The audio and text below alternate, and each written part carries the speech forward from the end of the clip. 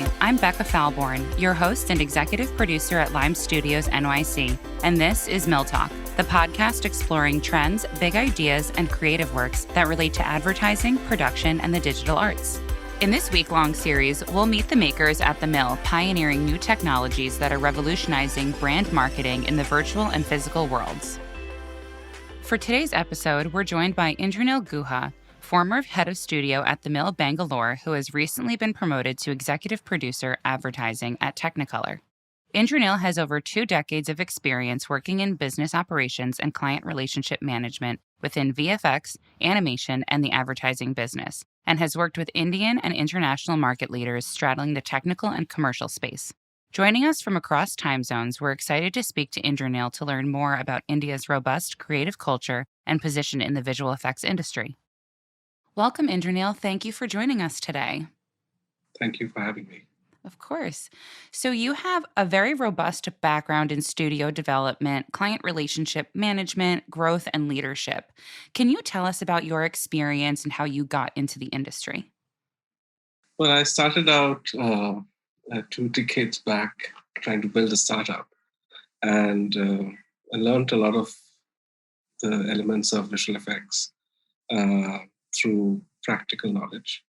Although I'm not an artist, I had to build my knowledge as to how to build a team, an organization to be successful in managing expectations.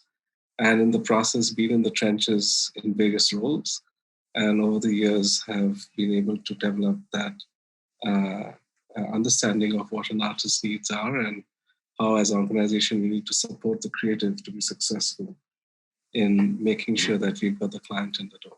So that's my journey. And I continue to be excited in being in this business. Yeah, for sure. So, leading me to my next question, it's been reported that the VFX industry in India has grown tremendously just in the last 4 years, doubling in size. What has ignited that growth, in your opinion? Well, I think the Indian creative business has been growing for more than a decade now. And I think it's all to do about how the society also grows along with the creative. Mm-hmm. So the identity of a creative also is a reflection of where he comes from. And I think the exposure and the way the creatives are engaging with the global in terms of their engagements, especially like companies in Technicolor, have enabled a kind of growth path and confidence for a career building in this industry. So I think that has really ignited that growth tremendously in the last half a decade, and I think you're seeing an impact of that now globally as to how India participates in a larger way in the creative business. So. Yeah, so I mean, India has such a deep and diverse culture that it seems like a daunting task for brands to connect to the population. However, international brands like Zara and Starbucks are thriving without much transcreation. In your opinion, how do international brands succeed in India? So, branding is always a tricky question. I mean, everybody wants a global brand and everybody wants a universal language.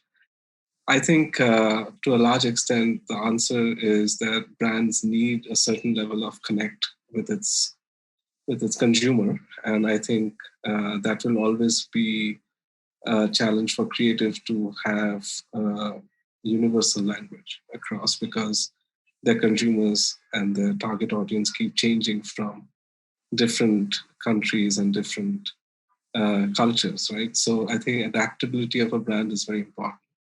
But within that, also there are brands which are really global, and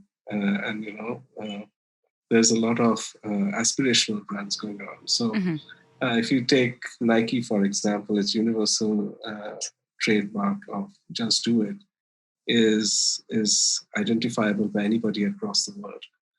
But probably the sports stars are people the consumer target audience would like to identify with their local heroes. But still, you'll come to India and still find Usain Bolt in a brand of the sportswear in India. And uh, and that doesn't need so much of tweaking, right? So Hmm. whether it's a car commercial or whether it's a sportswear commercial or a fashion commercial like brands like Zara or Starbucks, which are universal and aspirational, don't need to struggle through as much as, for example, Unilever or others who have to really make sure that that brand can identify with its target audience more culturally.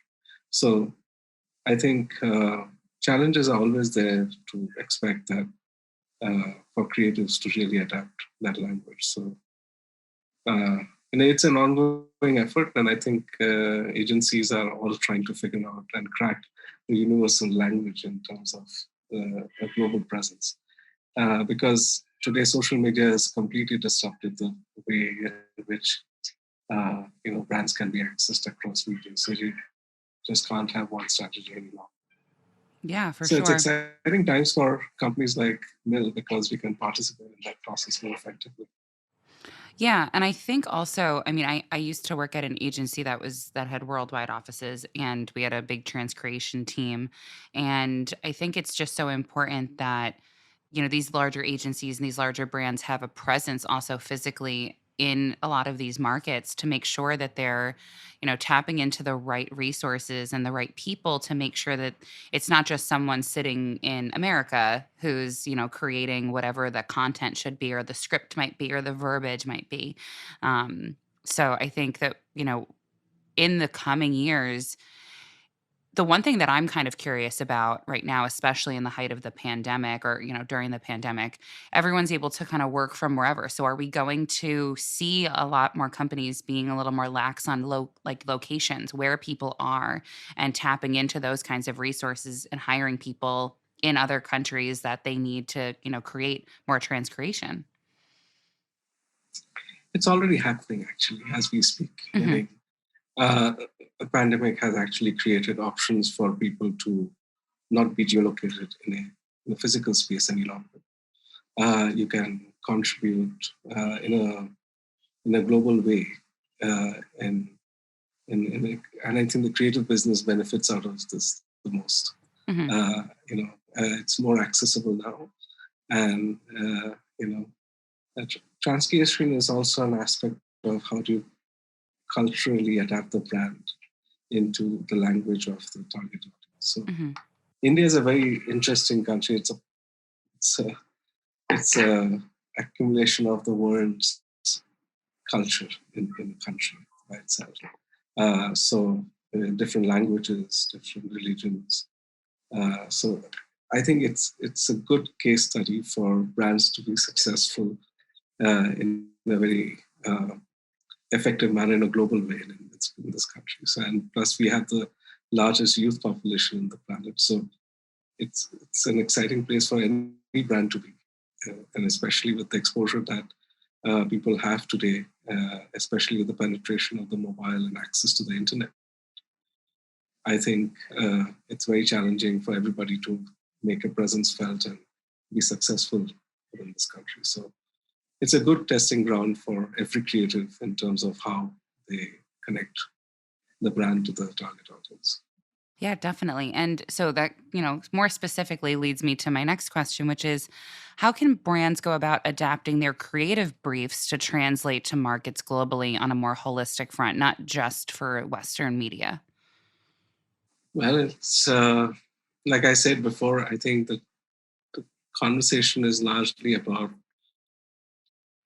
how the brands feel about their presence in the way they communicate to their target audience. So, uh, you know, I think it's very specific to each one of these brands. For example, Coca-Cola is an international brand. Everybody knows the brand by itself, but still it needs localization. So Hmm. it's not an easy thing to crack. I think a lot of challenges are being resolved uh, by how they can manage that exposure and to the people in terms of trying to make more people aware of the brand in the first place. And because an advertisement in the US may not be understood at all in in India, for example. I can only say it from a market where I'm part of, and I can see a lot of adaptation, but there are a lot of non-adaptation brands which are just like out there in the way they originally existed. So both are present in the same market. So I think there's a lot to learn from there, and I think it's not something that this can be answered in this conversation alone. I think it's everybody who's trying to figure out a solution around this. So sorry, I can't be of more help in this, giving you more in depth, because I'm not a very brand specific guy, but I'm sure these are challenges. Yeah, and I think that just like everything else that's been changing socially and with just the world in the last year, a lot of people are more committed to the change or more committed to seeing new things happen and being a part of the adaptation of all of the messages that are being sent and a little more coherent about what's happening. Because I feel like a lot of people pre-pandemic really weren't. And I think that aside from the pandemic, or maybe the pandemic just kind of was shining more light on it, but social causes are just in the spotlight this past year. So I think that that's a huge factor in how we can continue to change as not just specific countries, but as the whole world in general.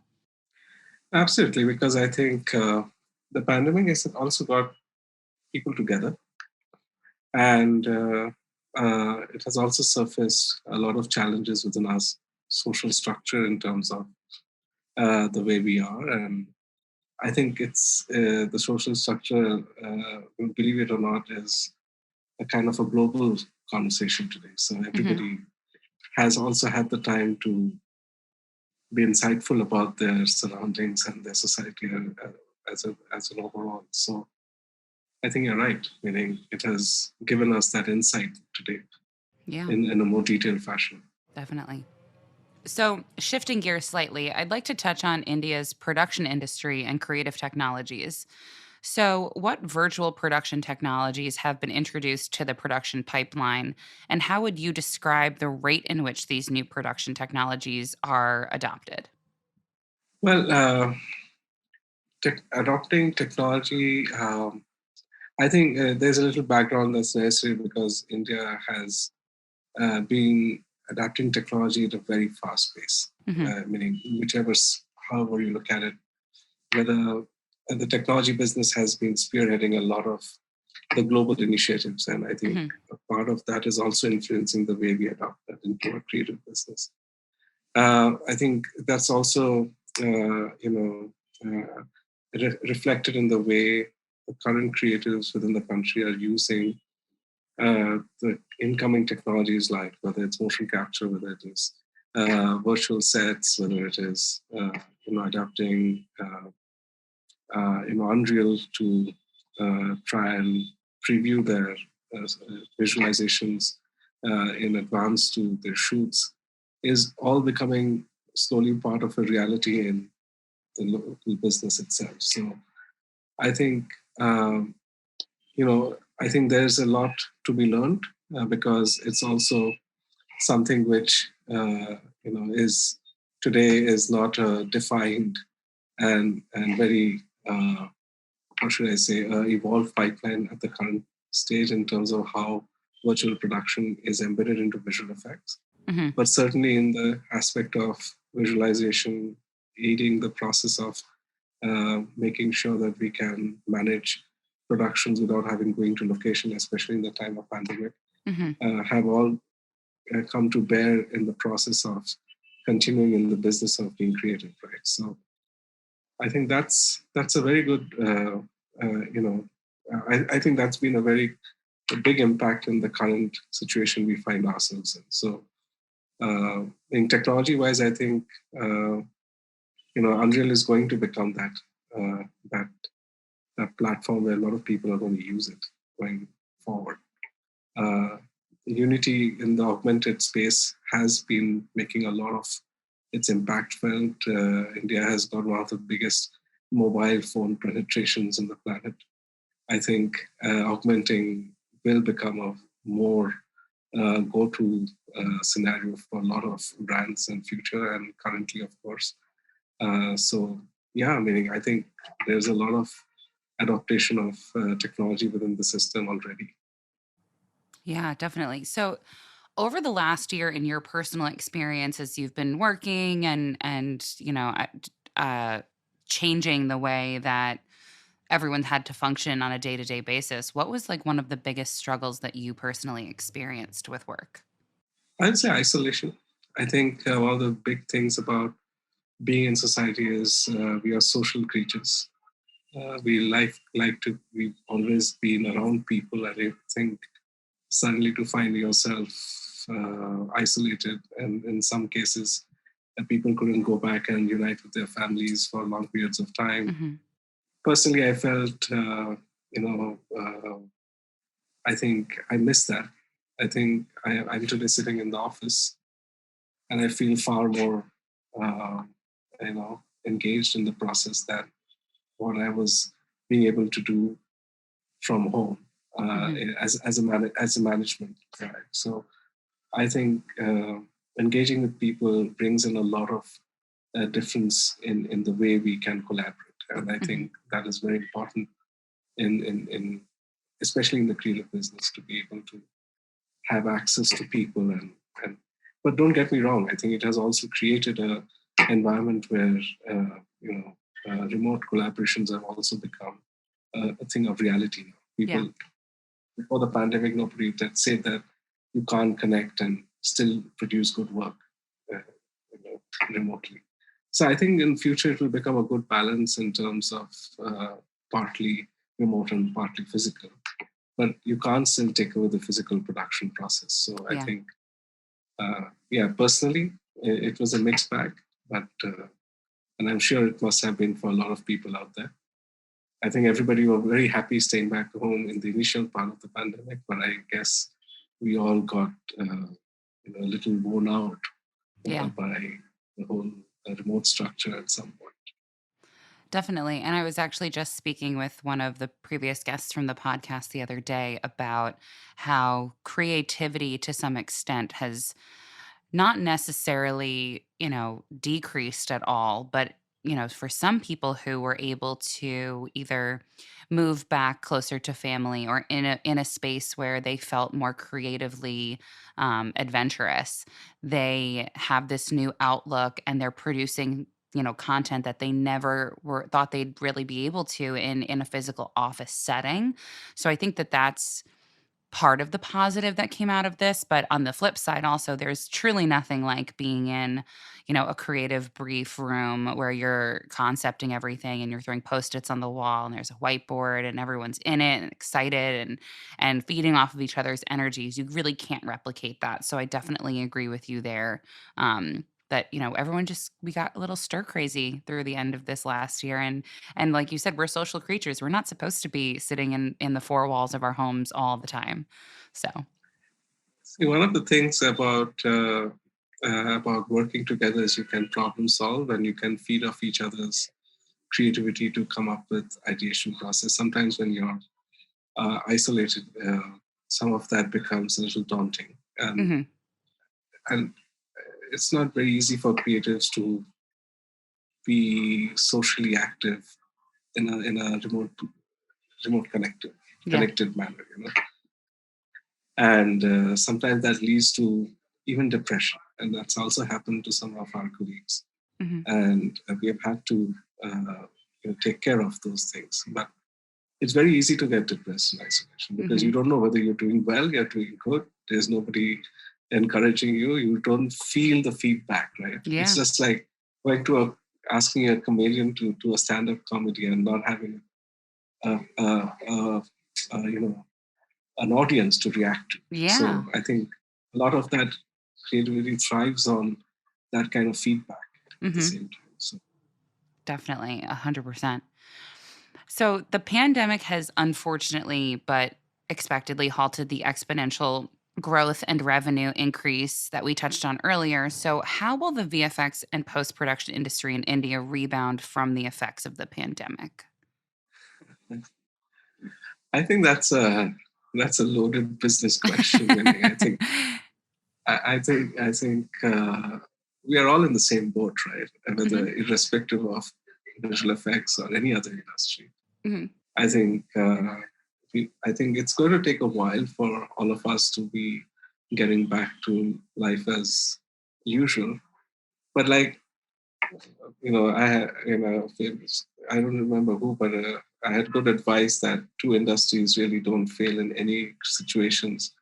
It's the entertainment business and the medical business. So so that in whatever situation we are, whether it's depression or whether a pandemic, people still need to be entertained. And I think uh, a lot of people have found ways in which the business has still worked within the pandemic.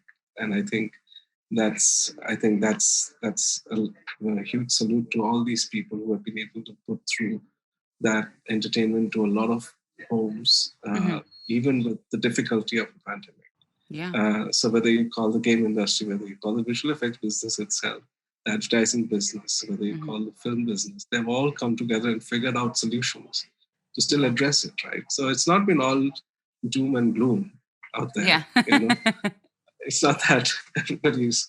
Yes, there has been a lot of difficulty in being able to do business as usual, and I think it also has its upsides in in tough situations. So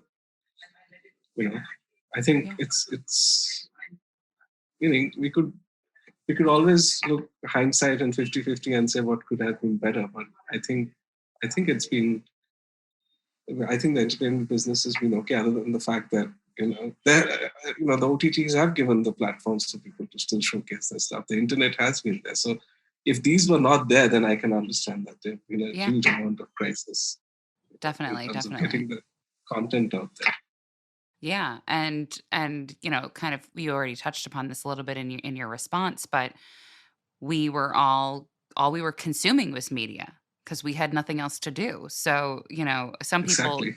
some people were, who like friends of mine who don't work in advertising or don't work in media or entertainment, who lost their jobs. I just felt so bad for. I was like, wow, this is like we were busier than we had ever been at some points. And it was because people were just creating whatever people could consume from home because so many people were home and had nothing else to do but consume everything that was being fed to them on their phone, on their computer, on their TV, broadcast cable subscriptions going up, all that kind of stuff. So it's definitely interesting to see where it goes from here if we're, already on an incline to increase at the end of this the tail end of everything that's happened in the past year. And just see as people start returning to work and people get jobs back and all that kind of stuff and the unemployment rate starts to go down, how will that look for the economy and for the media industry itself? Like, will we have another huge boom? Like, is it going to be the opposite of a recession? It's so interesting to see what the next steps might be.